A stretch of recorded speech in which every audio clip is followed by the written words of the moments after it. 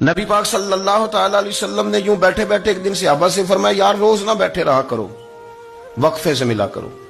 کچھ لوگ زیادہ ساتھ رہنے لگتے ہیں تو ادب نہیں نہ رہتا، ان کو احساس نہیں ہوتا کہ میں کیا کر رہا ہوں۔ تو نبی کریم صلی اللہ تعالی علیہ وسلم نے صحابہ کے مجمع پہ نظر ڈال کے فرمایا، حضور فرمانے لگے روز نہ ملا کرو، وقفے سے ملنے سے محبت بڑھتی ہے۔ حضرت صدیق اکبر بھی مجمع میں بیٹھے تھے، وہ بھی 3 نمازوں میں نہ آئے تو پیچھے ہی نماز پڑھ کے چلے گئے۔ ایک روایت ہے عصر مغرب عشاء، اور دوسری جگہ لکھا کہ نہیں ظہر عصر مغرب تھی، پیچھے نماز پڑھی چلے گئے، پھر عصر پڑھی چلے گئے، پھر مغرب پڑھی، اور حضور نے ظہر کے بعد حضرت انس بن مالک سے پوچھا ابو بکر نہیں آئے؟ پھر عصر کے بعد پوچھا ابو بکر نہیں آئے؟ پھر مغرب کے بعد پوچھا ابو بکر نہیں آئے؟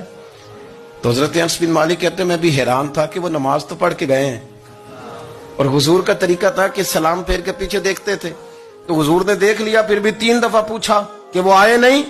سمجھے میری بات کو؟ حضور فرما رہے ہیں نماز پڑھنے تو ساری دنیا ہی آتی ہے، وہ تو اسپیشل آیا کرتا تھا، وہ آیا نہیں؟ آئے نہیں جناب صدیق اکبر؟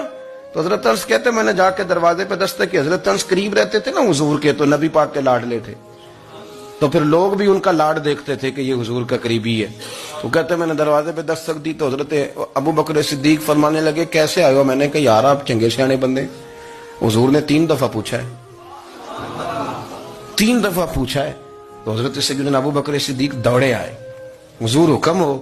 تو نبی کریم نے فرمایا یار سارا دن تو نظر ہی نہیں آیا، اور یار تو نظر ہی نہیں آیا سارا دن۔ تو حضرت صدیق اکبر کہتے ہیں کوئی بات بھی نہیں تھی پر میں رو پڑا، میں نے کہا حضور آپ نے تو فرمایا تھا کہ ذرا وقفے سے ملا کرو، محبت بڑھتی ہے۔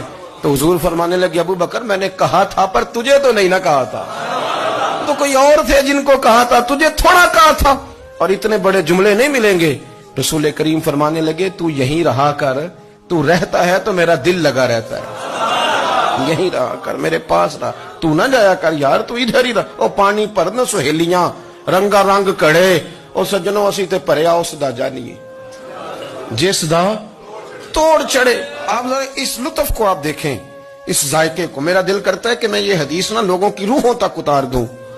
حضور فرماتے ہیں میں نے جس کے سامنے دین پیش کیا اس نے دلیل مانگی، وہ بھی کوئی اپنا ہے جو اپنوں سے دلیلیں مانگے، وضاحتیں مانگے، یہ کیسے تھا تو وہ کیسے تھا، تو یہ چیز کدھر سے آئی تو وہ کدھر گئی، آپ اپنوں سے دلیلیں مانگ رہے ہیں۔ حضور یہ نہیں فرماتے کہ دلیل تھی کوئی نہیں، فرمایا جس نے مانگی میں نے دی دلیل، اور لوگ دلیل دیکھ کے مسلمان ہوئے۔ حضور فرماتے ہیں لوگوں سنو یہ میرا ابو بکر ہے، میں نے اسے کہا کلمہ پڑھ لے، اس نے دلیل ہی کوئی نہیں مانگی، فوراً ہی کلمہ پڑھ کے مسلمان۔